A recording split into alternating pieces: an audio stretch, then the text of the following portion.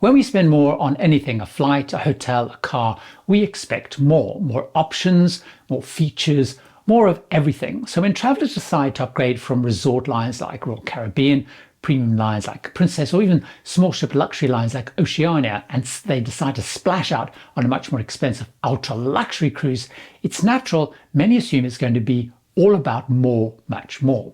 But many then quickly discover it isn't, which is why so many first-time ultra-luxury cruisers I meet on board are disappointed. Welcome aboard, I'm Gary Bembridge, and I've cruised on every category of line, including on ultra-luxury lines 13 times.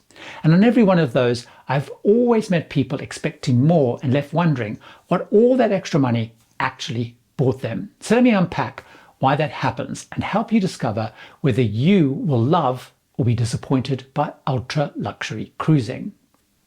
The first place where expectations collide with reality is when people step on board and realize that more money doesn't translate into more physical things, more features, more perks, or stuff that match the increased cost of the fare. All other cruise categories, be they resort or premium ships, are all about ships having standout features, things that you will notice and are unique to that line. Royal Caribbean has 6 themed districts like Central Park and attractions like flow riders and zip lines. Holland America has the Music Walk with different focused live music venues like Billboard on Board, the Rolling Stone Rock Room, and B.B. King's Blues Club. And Princess ships have a big grand atrium with concert activities, restaurants, and entertainment venues radiating around it. But when you step on board an ultra-luxury ship, you find that is not the case, with 2 main surprises striking people. First, they don't get that spectacle they get on other categories of lines. What they find on board is less. It's quieter, it's less showy, and it's not as feature-led as the other categories. It tends to be quite subdued, with a more upmarket boutique hotel style to it. There's no grand atriums and big signature features. The decor is discreet and subdued. It's about cozy lounges and intimate bars. There aren't big dramatic flourishes. What you step on board to is quiet and calm. The other thing new to ultra-luxury cruises discover is the venues are not crowded. They can always get a seat in a lounge and by the pool. There are more quiet spots around the ship. They can get off the ship fast in port because there are no lines and crowds pushing to get off. They can get more attention and help quicker at bars and places like guest services because there's no lines. But of course, there's much less choice than there are on the other categories of cruise lines, as there are simply fewer venues.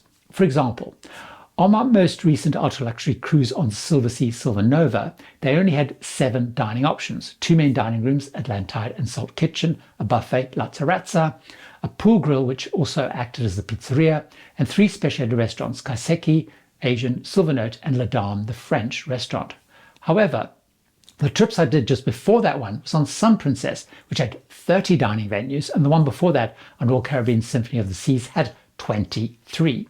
So in all those other categories, you have so much more, but in ultra luxury, you have so much less.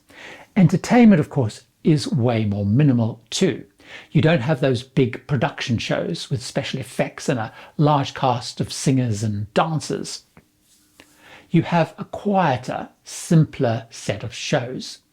For example, on that Silversea Silver Nova, I had 4 singers and 4 dancers performing themed shows around various musical themes.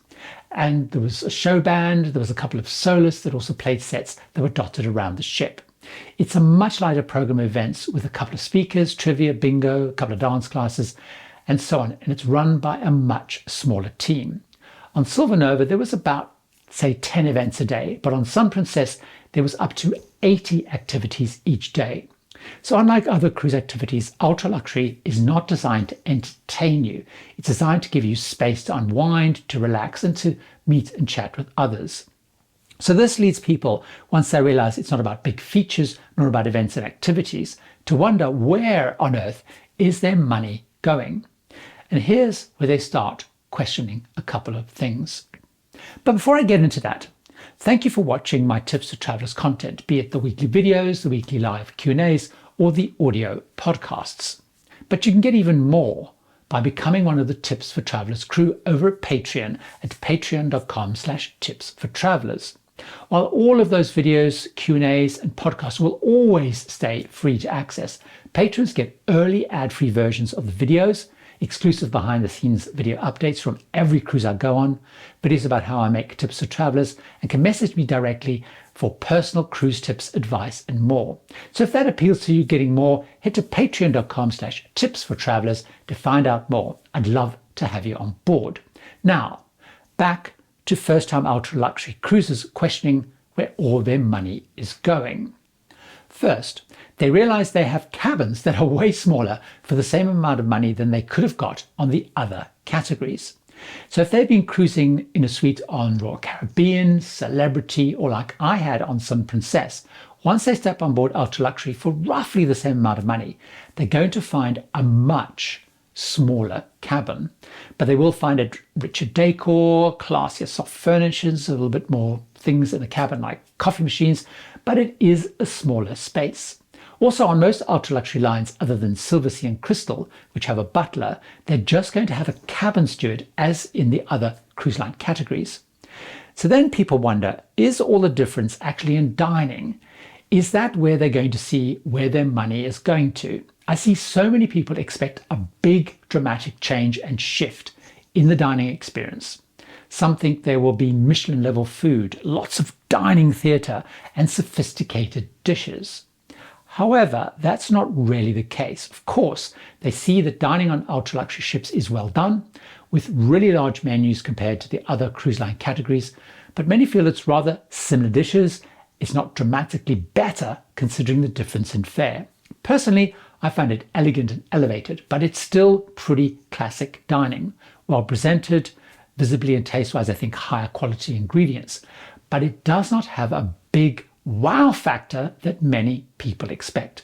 I saw that firsthand when I went on an ultra luxury ship for the first time with my partner. Now they had experienced Cunard Queen's Grill dining and expected that level and approach on ultra luxury lines. Cunard Queen's Grill is probably the ultimate cruise ship dining experience. It has a very refined menu along with the ability to order off menu, all made in a dedicated kitchen for the relatively small numbers in that category on their ships. You have a dedicated table that is yours for every meal, along with 3 waiters to cater for your every need. They get to know every single every single preference, and many dishes are prepared tableside by one of the maitre d's. But on ultra luxury lines, you don't have a dedicated table. You usually have just one waiter who may or may not have served you before, so doesn't know your likes and preferences. So this is pretty similar to the other categories of cruise lines. It's not as elevated on the experience and service side as many people expect. Certainly my partner was thrown and underwhelmed by that at first. Another area people often realize is that while ultra luxury lines make a lot of the fact that they're all inclusive, it doesn't necessarily mean that everything is included. While ultra luxury fares do include way more than other category lines like drinks, gratuities, basic Wi-Fi, specialty dining and fitness classes, most do have extra charges.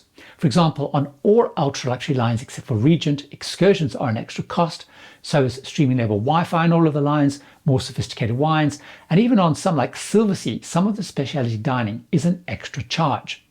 Also, importantly, what people realize is when you do visit a port on an ultra luxury line, you're likely to do pretty much the same things there and have the same excursions as on the other cruise line categories, because the things to do in port are the things to do in that port. However, one upside I found is it's definitely smaller group sizes. What many though do find and appreciate is service is way more personalized. On the other categories of lines, crew are trained to be highly efficient and to deal with people and get things done as quickly as possible due to the sheer number of passengers. However, I found that on ultra luxury, it's not about doing things fast. It's about spending time to get to know me, get to know what I want, to recognize me by name. I find on all ultra luxury ships I've been on, everybody across the ship knows my preferences and name pretty quickly. So is it better? Is cruising ultra luxury dramatically better overall than the other lines? Well, for many people going for the first time, they tell me it wasn't as dramatically different or better than they expected. Why is that? The big realization I had when I went on an ultra-luxury line for the first time, and what I've appreciated on the 12 I've been on since, is that it's not about getting more. It's not about more activities, more features. It's about getting less. And that's actually by design. There are fewer people. There's definitely less crowds. There's less hustle and bustle. There's no need to queue for things. And it's more relaxed and quiet. And it's more about being pampered and attended to. Of course, there are other upsides to ultra luxury, like on itineraries, because the ships are smaller. And so most regions, they can call on smaller ports that bigger ships cannot visit. They can call on more remote or inaccessible ports that need tenders, for example, to get on land. Like when I went to the Greek islands on Seabourn, we ended up visiting ports that big ships simply couldn't visit. Where available, they dock in the center of town where big ships can't. Like when I went to Shanghai on Crystal and we sailed right into the heart of the city past lines like Norwegian and Cunard that had to dock far out in the container port. But what I've found is people I've met on board ultra luxury who really enjoy it are those who are looking for less. They're not looking for the spectacle. They're not looking for the big ship choices. They're not looking to be entertained all the time. They're looking for more personalized attention, probably a calmer, quieter cruise environment. Often, of course, way more adult focused. The people that I've found have not enjoyed it are those expecting more, and be able to count for the added perks and stuff to add up to the amount of extra fare that they're paying. Or those whose idea of a great cruise is one with lots of energy, buzz, lots of choice, and wanting to be entertained all the time, don't really enjoy it. But if ultra luxury does appeal to you, join me over in this video where I compare all of them to find out which is best, especially for you, and why. See you over there.